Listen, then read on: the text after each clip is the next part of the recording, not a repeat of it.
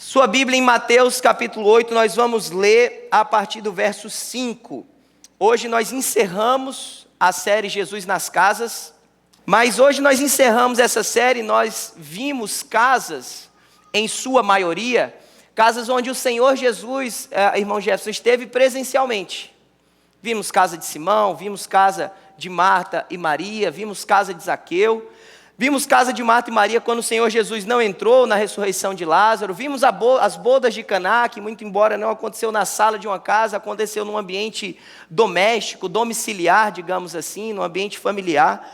E o fato é que nós exploramos algumas casas, vimos a casa em que os amigos levaram um paralítico, abriram o telhado, desceram com um paralítico. Vimos a casa em que Jesus estava e a mulher cananeia foi e clamou o socorro de Jesus para com sua filha. Casa de Jairo, o fato é que caminhamos em todas essas. Mas a gente não quer que você saia daqui, ou a gente não quer terminar essa série que nós começamos simplesmente com você, Jesus está lá em casa. A grande pergunta é se o Senhor Jesus e as ministrações hoje, tanto do louvor, como o pastor Edmilson, no momento da oferta, elas passaram por esse lugar. A grande pergunta que fica para nós, e que se você tiver que sair com essa pergunta no seu coração e manter, por favor, faça isso, é: o Senhor Jesus governa a tua casa? A presença do Senhor Jesus na tua casa significa o governo dele na tua casa? Essa é a grande pergunta. Porque não adianta de nada ele ser um convidado estranho, alguém que não governa, alguém que não toma as decisões, e quando eu digo tomar as decisões, é alguém que não é a primícia nas nossas decisões, alguém que não é a prioridade nas nossas decisões, alguém que é o socorro, é aquela caixinha de medicamento que a gente puxa quando precisa. Ou de fato, você volta para casa hoje, você entra na sua casa e diz: Senhor Jesus, é o Senhor que governa esse lugar. Me ajuda a ter um coração sensível à tua voz. Me ajuda a ter constância na tua palavra. Me ajuda a buscar o Senhor em oração. E cada área dessa casa, meu desejo é que o Senhor governe. E por que nós vamos ver isso? A história que nós encontramos em Mateus capítulo 8, a partir do verso 5, é uma história interessantíssima, porque Jesus, Mike, não entra nessa casa. E aí como é que a gente fala de Jesus na casa sem entrar em casa? Mais uma vez, pastor. E talvez mais interessante ainda, é que aquele que aborda Jesus Cristo, o centurião, para já dar o spoiler, ele diz: não, Jesus, não vai lá em casa. O que é mais estranho ainda, é alguém que diz: não vem lá em casa. E como é que a gente termina essa série com Jesus nas casas, com alguém que diz: não vem lá em casa? Mas há um princípio, e por isso que a gente fala de governo, porque a autoridade de Jesus foi exercida nessa casa. E algumas Bíblias, a NVI vai traduzir, ou vai dar o título para essa parte das Escrituras, como o centurião demonstra fé. Eu gostaria de chamar a tua atenção para dizer que o centurião entende sobre autoridade. E hoje eu quero falar sobre a autoridade de Jesus nas casas. A autoridade do Senhor Jesus sobre a minha casa, a autoridade de Jesus sobre a tua casa, que esse seja o teu clamor. A autoridade de Jesus nas nossas casas. Amém, igreja? A partir do verso 5 nós encontramos o seguinte: entrando Jesus em Cafarnaum, dirigiu-se ele a um centurião pedindo-lhe ajuda. E disse: Senhor, meu servo está em casa paralítico, em terrível sofrimento. Jesus lhe disse, verso 7, eu irei curá-lo. Respondeu o centurião: Senhor, não mereço receber-te debaixo do meu teto, mas dize apenas uma palavra e meu servo será curado, pois eu também sou homem, sujeito à autoridade, com soldados sobre o meu comando. Digo a um: vá, e ele vai; digo ao outro: venha, e ele vem; digo ao meu servo: faça isso, e ele faz. Aleluia, Jesus. Verso 10, ao ouvir isso, Jesus admirou-se e disse aos que o seguiam: digo-lhes a verdade, não encontrei em Israel ninguém com tamanha fé. Eu digo que muitos virão do Oriente e do Ocidente e se sentarão à mesa com Abraão, Isaque e Jacó no reino dos céus. Mas os súditos do reino serão lançados para fora, nas trevas, onde haverá choro e ranger de dentes. Então Jesus disse ao centurião: vá, como você creu, assim acontecerá. Na mesma hora, o seu servo foi curado. A autoridade do Senhor Jesus sobre esse lugar, Pai. A autoridade da Tua palavra, Deus, nesse lugar. Pai, que hajam aqui servos, súditos do Senhor, Rei dos Reis. E que hajam corações aqui obedientes, Pai, homens e mulheres dispostos a de fato dizer: governa a nossa casa. E que a Tua palavra seja ministrada, Pai, com fidelidade nesse tempo. Me dá graça e misericórdia. E dá também aos corações aqui, Pai, prontidão para receber a semente do Evangelho. E que essa semente produza o bom fruto que só o Senhor pode produzir em nós, Pai. A Ti toda a honra, Pai, glória e louvor, em nome do Senhor Jesus. Amém, Deus. Amém. Esse texto está com um paralelo em Lucas, no capítulo 7. Então, você vai encontrar essa narrativa em Lucas 7 também. E eu vou fazer algumas referências em Lucas 7. Se você está com a sua Bíblia física e quiser marcar ambos os textos para facilitar a dinâmica, você pode fazer. Existem algumas diferenças entre a narrativa exposta por Mateus e a narrativa exposta por Lucas. Mas a essência, Vanessa, dessas duas narrativas é: há um servo doente, paralítico, Lucas vai dizer muito adoentado, enfermo, um servo a quem o seu senhor, o centurião, muito apreciava. Há um centurião que, na narrativa de Lucas, envia pessoas para falar com Jesus. Na narrativa de Mateus, ele mesmo aborda Jesus, Rosana, e aí reside a diferença entre ambas narrativas. Mas o fato é que há esse homem que clama por ajuda. Há o Senhor Jesus que em ambas as situações manifesta sua ida e o seu desejo de curar esse servo. E há em ambas situações também o próprio centurião dizendo: não vem aqui em casa porque eu não sou digno. Por fim, há em ambas as narrativas a admiração, o espanto, Josi, do Senhor Jesus, admirado pela demonstração de fé daquele centurião. Portanto, há um servo enfermo, há um centurião. O centurião, ele era um comandante de parte, ele era responsável por parte de um exército, ou a centúria. O que seria a centúria? Seria um grupo de aproximadamente 100 soldados, aproximadamente 100 porque não era exatamente só 100, mas veio a se demonstrar, era uma unidade dentro da composição do exército romano. Esse centurião, portanto, certamente era um homem respeitado, e bem na verdade em Lucas vai dizer que ele era bem visto pelos próprios religiosos dentro da comunidade judaica. Mas esse homem, segundo a palavra de Deus, lá no verso 5, ainda em Mateus, no capítulo 8, vai dizer que esse homem chega a Jesus pedindo ajuda. Ele estava em terrível sofrimento, segundo o verso 6, vai dizer: esse homem, meu servo, está em terrível sofrimento.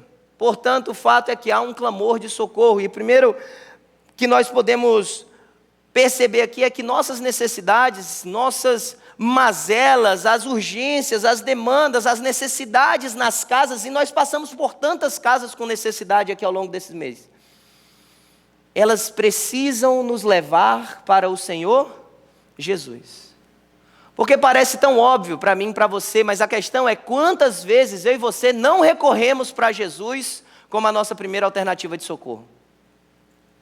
Quantas vezes eu e você temos algumas soluções que nós nem sequer colocamos em oração. Quantas vezes eu e você nem perguntamos para o Senhor Jesus porque parece que não é assunto dele. Quantas vezes eu e você não vamos para Jesus para pedir ajuda, das mais, entre aspas, simples, como nós vimos hoje alguns assuntos de carro e driver's license, como assuntos mais complexos. Porque a gente às vezes só apresenta os complexos para o Senhor Jesus. Por que não apresentar os assuntos simples? Porque se a gente não apresenta, meus irmãos, na minha mentalidade, isso reflete pelo menos dois aspectos.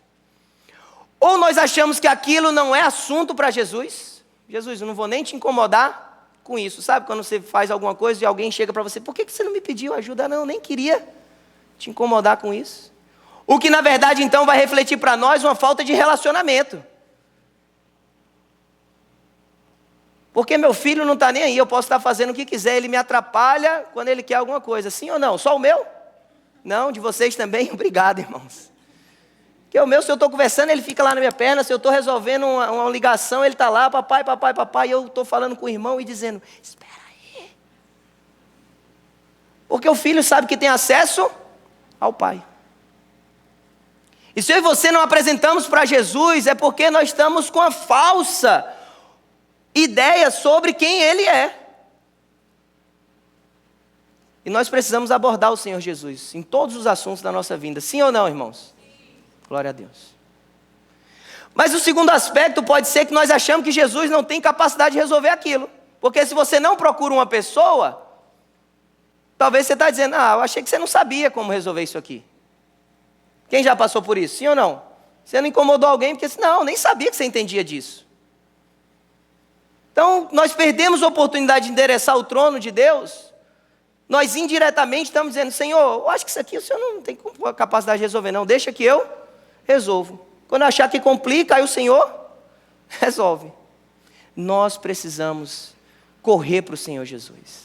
A autoridade do Senhor Jesus não vai ser exercida na nossa casa, a menos que nós busquemos a Ele e possamos de fato dizer, Senhor, exerce o teu querer, o teu governo, a tua autoridade sobre a nossa casa. O centurião então envia, o centurião corre. Em Lucas, se você for ver a narrativa de Lucas, no capítulo 7, no verso 3, é maravilhoso, porque o verso 3 vai dizer que o centurião ouviu falar de Jesus. Ele ouviu falar que Jesus estava por lá, e ele disse, eu preciso correr. Me lembra os amigos do paralítico. A Marta e a Maria viveram o contrário, elas estavam dizendo, Jesus, se você estivesse aqui. E se a gente começar a entrelaçar Jesus nas casas, a gente vai ver quantas casas viveram dilemas diferentes. A mulher do fluxo de sangue, que interrompeu a ida de Jesus à casa de Jairo, ela buscou em outros lugares, primeiro, até ela reconhecer, se eu apenas tocar. Autoridade. Ela disse, eu não preciso nem ouvir da boca dele, você está curada. Eu só preciso tocar. Ela chegou a um momento de esgotamento que ela disse, é Ele que tem autoridade. É Ele que tem autoridade. Os problemas, os desafios na nossa casa devem nos levar para o Senhor Jesus. Hebreus, no capítulo 4, a partir do verso 15, diz, porque nós não temos um sumo sacerdote que não possa compadecer-se das nossas fraquezas, porém um que como nós em tudo foi tentado, mas sem pecado. Agora há um convite da Bíblia para nós, dizendo, cheguemos, pois, com confiança ao trono da graça, para que possamos alcançar misericórdia e achar graça, a fim de sermos ajudados em tempo oportuno. Confiança é a forma como nós temos que chegar no trono da graça. Eu e você precisamos, porque eu tenho certeza que toda casa tem uma necessidade. Cada um de nós, cada um de vocês, cada um de nós temos algo que nós precisamos dizer, Senhor Jesus, eu preciso que o Senhor governe. Eu preciso que o Senhor exerça a tua autoridade. Eu clamo o governo do Senhor sobre essa área. Eu clamo o governo do Senhor sobre isso. A pergunta é se Ele está tendo essa oportunidade em primeiro lugar. Na casa de Simão, o problema era a religiosidade. Ele se incomodou com a pecadora que ungia os pés do Senhor Jesus. Na casa de Marta, na casa de Maria, o problema era a agitação, a falta de senso de prioridade, a falta de uma escolha pelo Senhor e pelo seu ensino. Depois foi a morte do seu irmão. Na casa de Jairo, da mulher cananeia, o problema era a filha, enferma, adoentada, endemoniada. Na casa em Cafarnaum, o problema era um paralítico que veio deitado. Mais que isso, o problema era o pecado. Era a morte espiritual, porque o Senhor Jesus mostra a sua autoridade sobre o pecado. Eu não sei qual a situação na tua casa, eu sei que há oportunidade para você dizer, Senhor, isso é um convite para eu chegar mais perto do Senhor. Essa situação precisa te conduzir para mais perto do Senhor Jesus Cristo. Quais as situações no âmbito da tua família, no âmbito da tua casa, que você precisa chegar até Jesus com um clamor. Talvez esse mesmo clamor, dizendo no verso 5, ajuda-me. Talvez como a mulher cananeia que diz, Senhor, socorro, ajuda-me. Só que aí o verso 8 começa então, o verso 7 então diz, O Senhor Jesus responde: eu irei curá-lo. Meu irmão, quando eu leio esse texto e eu paro nesse verso, eu fico pensando, irmã Maristela, se eu ouço isso de Jesus, eu paro de orar na hora. Eu disse: yes, obrigado, Senhor Jesus. Porque se você está num momento de oração e você entende a resposta do Senhor Jesus, muitas vezes eu e você vamos dizer: entendi, Deus, obrigado, glória a Deus. Sim ou não? Amém, irmãos. Que eu fiquei assim: meu Deus, eu como pastor falar isso, os irmãos vão me demitir. Porque muitas vezes é o que a gente precisa, quer escutar a voz do Senhor. Quando a gente escuta, a gente encerra a nossa conversa com Ele, Fabrício. E nós precisamos mergulhar mais na presença do Senhor. Talvez esse centurião, segundo a narrativa de Mateus, ele que foi, quando o Senhor Jesus diz: eu irei curá-lo, talvez esse centurião: então vamos, tem uma guarda aqui, Jesus, ninguém vai encostar em você, já botei uns soldados aqui, ninguém vai importunar a gente, vamos para casa. Esse homem, ele reflete sobre sua própria condição de receber a presença do Deus encarnado na sua casa. E na hora que ele diz: não, Senhor, eu não sou digno de te receber na minha casa, ele não está dizendo: Senhor, eu não quero relacionamento contigo. Não. Tampouco ele não está dizendo: Senhor, eu não quero sentar à mesa. Ele não está dizendo: Senhor, eu não quero milagre. Ele está dizendo: Senhor, eu não sou digno. Mauro ministrou como a gente precisa abrir mão, como homens na Escritura ou nas Escrituras precisaram abrir mão. Esse homem repete o que está lá em Mateus 3. Mateus 3 é João Batista.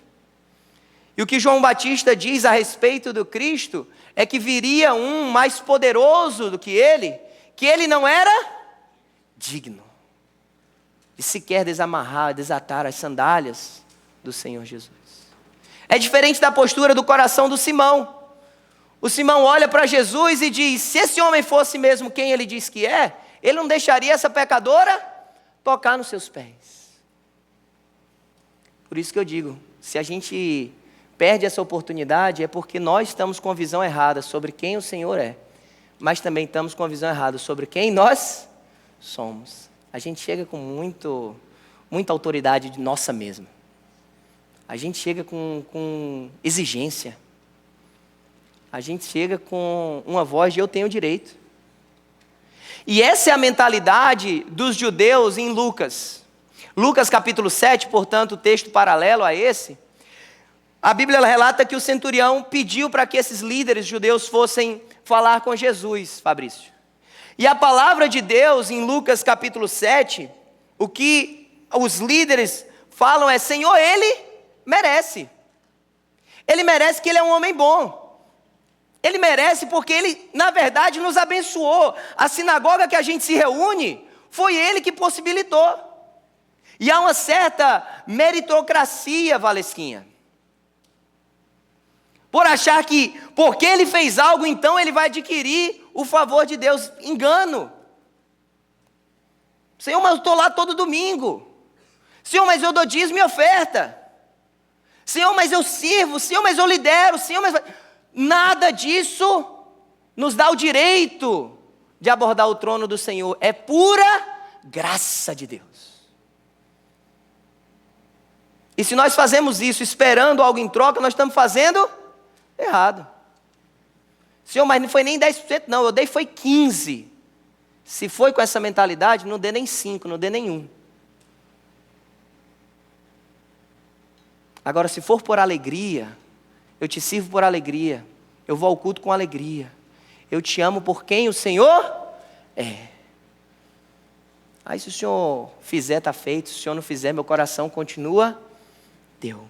Esse homem olha para o Senhor Jesus e diz: Senhor, verso 8, eu não sou digno de te receber debaixo do meu teto. Ele sabia: Senhor, um judeu entrando numa casa de um gentio, portanto de alguém que não vinha da linhagem de Israel, Abraão, Isaac, Jacó e toda a sua descendência, era tido como um ato de impureza. Não convinha essa relação. E a bem da verdade, onde paramos lá em Atos 15 é justamente uma discussão sobre isso, conhecido como Concílio de Jerusalém, onde está falando sobre circuncisão e incircuncisão, como um ato salvífico, ou seja, um ato para a salvação. Esse homem olha para isso e diz: eu não sou digno. Só que aí ele fala algo que é maravilhoso, e aí eu penso, esse homem era o homem ideal para agir dessa forma. Porque ele não fala, Senhor, mas o Senhor é médico dos médicos. Senhor, mas o Senhor é o bom pastor. Ele não tem nenhuma noção dessas outras regras, Fabrício. Mas ele sabia uma coisa, ele era um militar. E ele ia compreender algo sobre a autoridade que o povo de Israel não estava conseguindo compreender.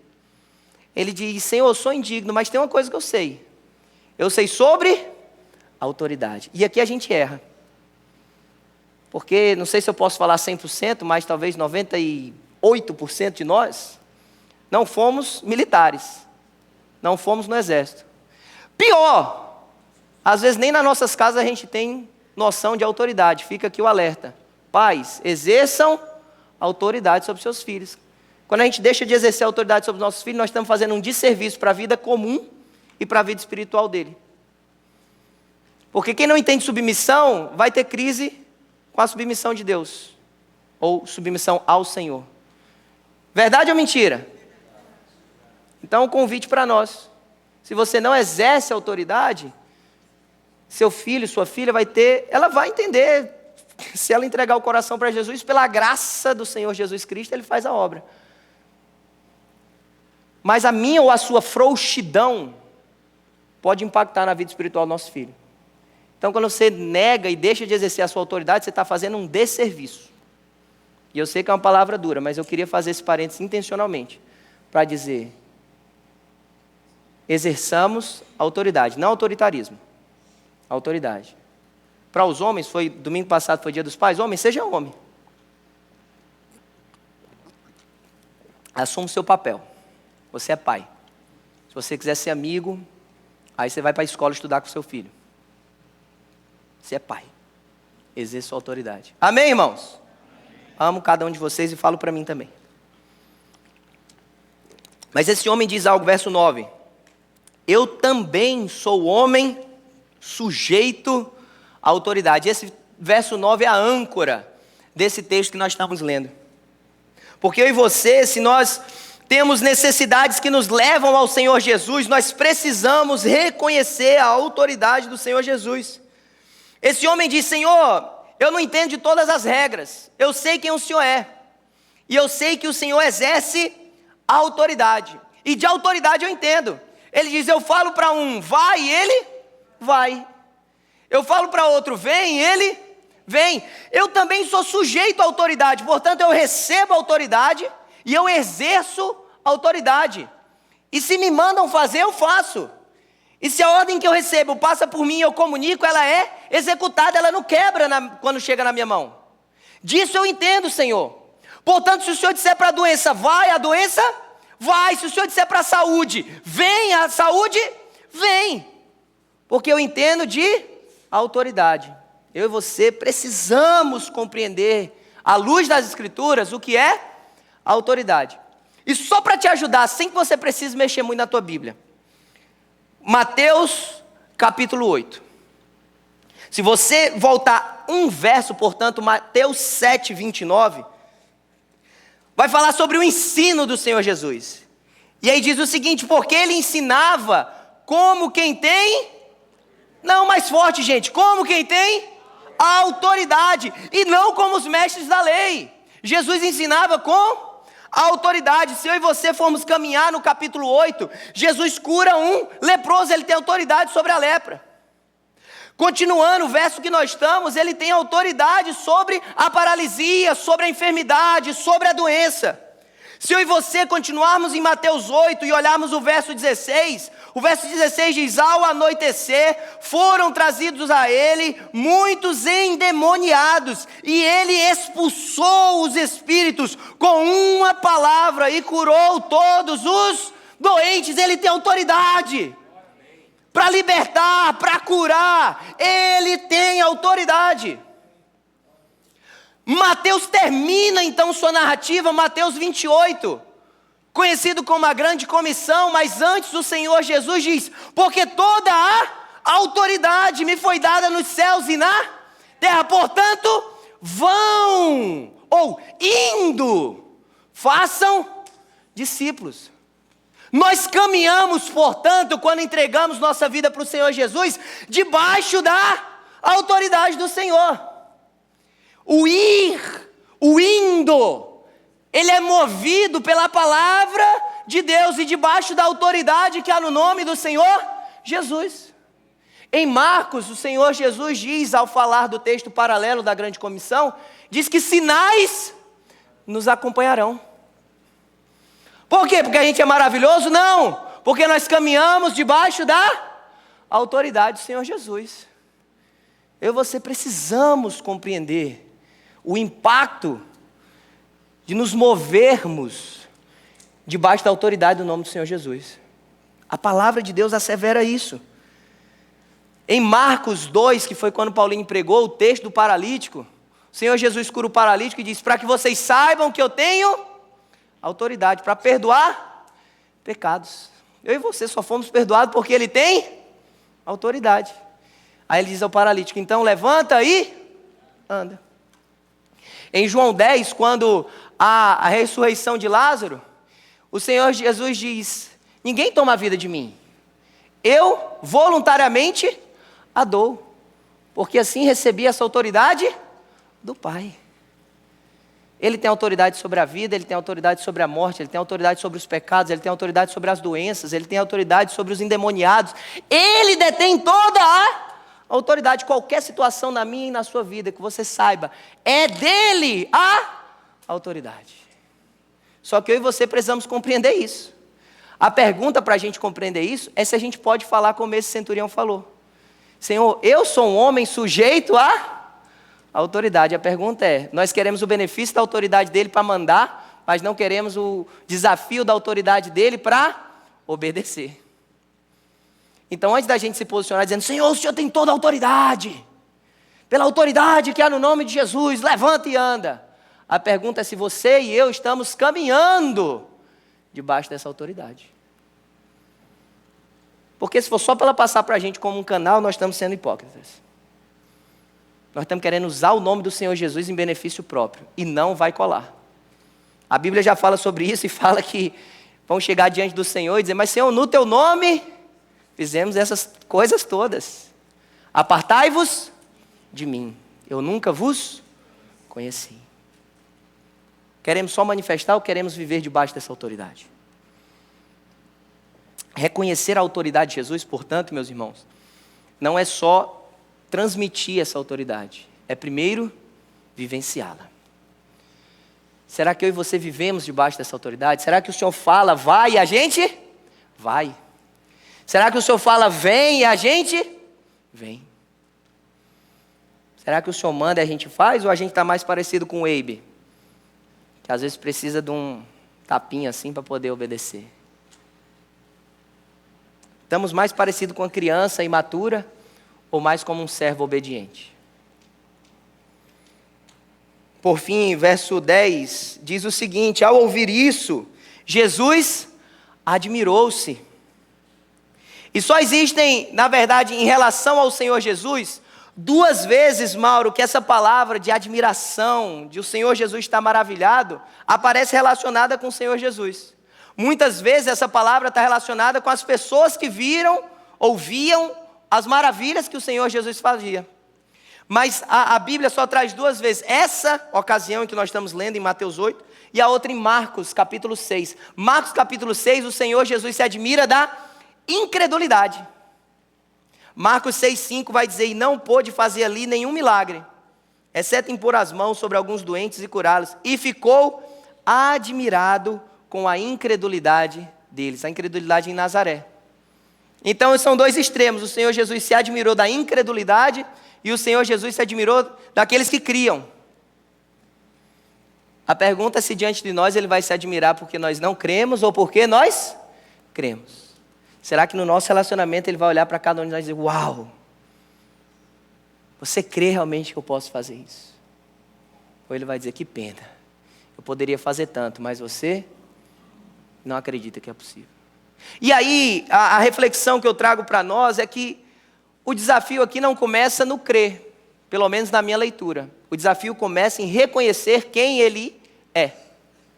Porque se nós reconhecermos esse lugar de autoridade, crer vai ser uma consequência desse lugar. O Sproul vai dizer que a fé nunca é fé na fé, ela é fé em Cristo. O objeto da fé vale mais que a sua intensidade. É sobre em quem nós cremos. Ele sabia, Senhor, o Senhor tem autoridade. Por isso que eu volto a dizer, eu e você precisamos reconhecer esse lugar de autoridade do Senhor Jesus. Porque quando nós reconhecemos, o Senhor Jesus deseja expressar e manifestar essa autoridade na nossa casa. Existem bênçãos sobre nós. Existem manifestações da vontade de Deus sobre nós. Nós vimos hoje tantos testemunhos. Quando nós dizemos, Senhor, exerce o teu governo, Ele exerce. Ele não deixa os seus na mão. Ele não abandona o seu povo, Ele não esquece dos seus. Ele não é homem para que minta, nem filho do homem para se arrepender. Ele conhece os seus. Então minha pergunta é muito menos sobre como está a tua compreensão da tua fé, e é muito mais como está a tua compreensão sobre a autoridade. Como as falas desse centurião, como a fala desse centurião pode mover a minha e a tua vida para o entendimento de autoridade. Eu quero que você saia daqui convicto. O Senhor tem poder, Ele tem autoridade, a última palavra é dEle. Ele diz vai e acontece, Ele diz vem e acontece, a palavra dEle não volta vazia. E eu quero viver nessa autoridade, Senhor, eu quero me submeter a essa autoridade, e eu quero que a tua autoridade seja manifesta na minha casa, na minha vida, no meu trabalho, no meu casamento, com meus filhos. É tua autoridade, é teu governo, Senhor Jesus. Que nós possamos sair daqui convictos disso em nome de Jesus. Só que o Senhor Jesus olha para essa manifestação, verso 10, além de ficar admirado, Ele diz, eu não encontrei tamanha fé em Israel. E aí ele começa a trabalhar, irmãos, algo que é mais profundo do que o milagre da cura física. E Paulinho enfatizou muito isso aqui na cura do paralítico. Quando o paralítico é curado, mas na verdade diz, os seus pecados estão perdoados. Toda cura terrena vai ter um fim um dia. Mas a cura espiritual, a vida com o Senhor, nós recebemos vida eterna. Esse é o maior milagre, esse é o maior lugar de exercício da autoridade do Senhor sobre nós. E o Senhor valida isso quando Ele para de falar da cura física e Ele diz, verso 11, eu digo que muitos virão do Oriente, do Ocidente, se assentarão à mesa com Abraão, Isaque e Jacó no reino dos céus. Mas os súditos do reino não, os súditos do reino serão lançados para fora, nas trevas, onde haverá choro e ranger de dentes. Em outras palavras, ele está dizendo, aqueles que eram para compreender quem eu sou, diz Jesus, não compreendem minha autoridade. Aqueles que estão fora, estão compreendendo essa realidade do reino. Portanto, a janela do reino se abre para eles, há salvação para esse centurião. Mais do que a cura física para o seu servo, há salvação para esse povo. E aí agora ele volta e diz ao centurião, vai, ou vá, como você creu, assim acontecerá. Eu acho maravilhoso que o Senhor Jesus sequer diz, você está curado. Ele sequer se aproxima do centurião, mas a autoridade, do servo, mas a autoridade dele foi exercida naquela casa. Sabe por quê? Porque eu e você não podemos ter a presença física do Senhor Jesus. Mas nós podemos viver debaixo da autoridade do seu nome. Quando a gente fala Jesus nas casas, não é desejando que Jesus esteja fisicamente em cada casa. É desejando que o governo dele seja exercido sobre cada lar, sobre cada família, sobre cada vida. E a maior palavra que a gente pode receber, se usando esse paralelo do centurião dizendo apenas uma palavra tua, a maior palavra que nós podemos receber é você está livre da condenação do pecado. É esse verbo vivo que se fez carne, a palavra de Deus, Jesus Cristo, invadindo nossa vida e tomando o governo por completo. Não só da nossa casa, mas do nosso ser. Esse é o primeiro lugar que eu te convido e que eu quero que você pense, é se você de fato já recebeu, se o Senhor Jesus governa a tua vida. Se você pode dizer, eu entreguei minha vida para o Senhor Jesus. E porque Ele reina, Eu já não faço coisas que fazia antes, eu já não falo como eu falava antes. E não é sobre um estereótipo, é porque agora não sou eu que governo, é porque Ele que governa. Porque se não for Ele governando, a palavra de Deus vai dizer, nós seremos lançados num lugar onde haverá choro e ranger de dentes. Mais do que qualquer situação de cura física aqui entre nós, mais do que qualquer lugar de milagre que eu e você podemos experimentar, e o Senhor manifesta, eu creio plenamente. A grande questão é se Ele exerce o governo sobre a minha e a sua vida.